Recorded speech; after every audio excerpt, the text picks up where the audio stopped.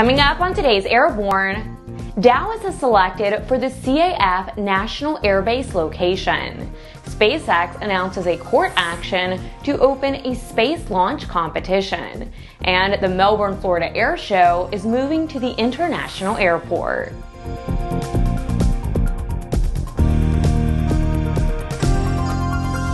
Welcome to Airborne on Aero-TV. I'm Ashley Hale. The Big D is about to get its own Air Force. The Commemorative Air Force just announced its selection of Dallas Executive Airport as the location for their CAF National Airbase and corporate headquarters. According to Niels Agather, CAF chairman of the board, quote, "We unanimously found Dallas Executive to be the best fit for our needs," end quote. The CAF will move a few initial staff in 2014, with the full operation of its headquarters arriving in Dallas by the end of 2015. Adam Smith, CAF Executive Vice President and National Airbase Project Leader, said, quote, "This will be a major tourism and educational asset for the city of Dallas. We have a unique opportunity at this location to inspire hundreds of thousands of children and adults with some incredible airplanes, and also to share the important stories the aircraft carry of human endeavor and sacrifice in the name of freedom," end quote. Along with the planned year-round public attraction, the CAF plans to hold up to 3 major events per year, including an annual World War II air show. SpaceX has filed a legal challenge to the U.S. Air Force's latest Evolved Expendable Launch Vehicle contract with United Launch Alliance. Tom Patton reports. The long-term contract, which guarantees the purchase of 36 cores to be used in national security launches, was granted to ULA on a sole-source basis without any competition from other launch providers. SpaceX is seeking the right to compete for some of those same launches. SpaceX CEO Elon Musk said the exclusive deal unnecessarily costs U.S. taxpayers billions of dollars and defers meaningful free competition for years to come. He said the company is simply asking that SpaceX and any other qualified domestic launch providers be allowed to compete in the EELV program for any and all missions that they could launch. SpaceX said it's ready and able to provide launch services at an estimated cost savings of 75%. For Airborne, I'm Tom Patton. You're watching Airborne. We'll be back after these messages with more news and our feature of the day. ADS-B will be mandatory for most aircraft by 2020 in the United States, but you can benefit from ADS-B today with the Bendix King KT-74 Mode S transponder. The KT-74 meets the global mandates for ADS-B out when attached to a suitable WAAS GPS.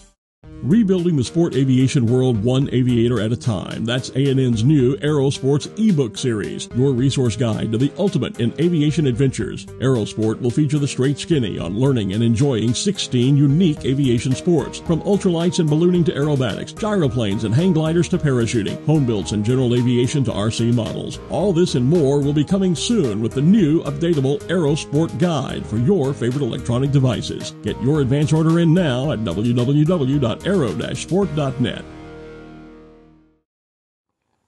Welcome back. If you'd like to suggest a story for Airborne, Aero-TV, our website, or podcast, drop an email to news-by@aero-news.net. The formerly free Melbourne Air Show, held at the Paradise Beach Park, is now being moved to the Melbourne International Airport. However, spectators wanting to watch the USAF Thunderbirds and other top performers at the Melbourne Air and Space Show, which is planned for October 4th through the 5th, will be charged an entrance fee. Free is good, but the air show lost a significant amount of money last year, partly because of government spending cuts, which prevented military air show teams from participating. This year, the Thunderbirds will provide a spectacular show, but a fee will be charged. Advance tickets will be $15. Those waiting to pay at the gate will be charged $20. Show organizer Brian Lilly said the ticket prices are in line with other shows in the area.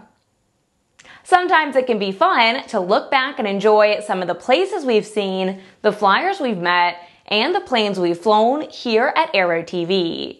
Here's a look at one of our favorite Aero-TV classic episodes. And we manufacture the softy emergency parachute systems used by pilots. ANN previously covered the story of Airshow pilot Dan Marcotte hitting the silk when his aerobatic airplane suffered a catastrophic failure. But here's the story of the company that makes the parachute that saves the lives of guys like Dan. Search AirShow on Aero-TV's news channel. AOPA members may be getting another fundraising pitch in their mailboxes soon.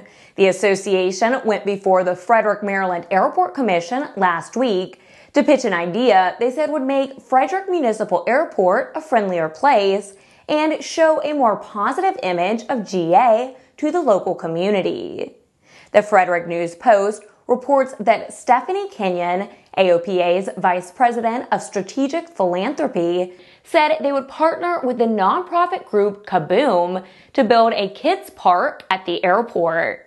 Kenyon said the group normally focuses its efforts on low-income areas, and the airport project would be the first of its kind for Kaboom. The AOPA estimates that the project would cost about $175,000 for project management and materials, and the AOPA is willing to completely fund this project. The proposal drew support from both commission members and the public. You're watching Airborne. We'll be back after these messages. Redbird Skyport is a multifaceted aviation laboratory charged with developing innovative solutions to the issues facing the industry. It started out as a vision for a laboratory where we could objectively measure the systems and the processes that we were developing.